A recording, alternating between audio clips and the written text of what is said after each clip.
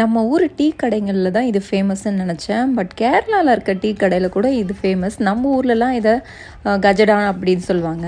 But கேரளாவில் இதை வெட்டு கேக்கு அப்படின்னு சொல்கிறாங்க. ஸோ எனக்கு ஃபஸ்ட்டு புரியலை. அதுக்கப்புறமா புரிஞ்சு நம்ம ஊர் கஜடாவை தான் இவங்க இப்படி பண்ணுறாங்களா அப்படின்னு சொல்லி பார்த்தேன். ஸோ அதை வீட்லேயும் ட்ரை பண்ணியிருந்தேன். சூப்பராகவே வந்ததுங்க. நீங்களும் ட்ரை பண்ணுங்கள். என்னென்ன மெஷர்மெண்ட்டு என்ன இன்க்ரீடியன்ட் எல்லாமே டிஸ்கிரிப்ஷனில் கொடுத்துருக்கேன், செக் பண்ணிக்கோங்க. ஆனால் பிசைஞ்சிட்டு நான் பதமாக பிசைஞ்சிட்டு ஒரு 4 மணி நேரத்துக்கு ஊற வச்சுருங்க. ஊற வச்சதுக்கப்புறமா கொஞ்சம் கொஞ்சமாக எடுத்து இப்படி புட்டிங்கன்னா மாவு இப்படி தனியாக சப்பாத்திக்கு மாதிரிலாம் இருக்காது. நல்லா இப்படி பூடும். நான் காமிக்கிற பாருங்க, இந்த மாதிரி வரும். கொஞ்சமாக இந்த மாதிரி ரோல் பண்ணிவிட்டு நீல வாக்கில் நல்லா ரோல் பண்ணிக்கோங்க.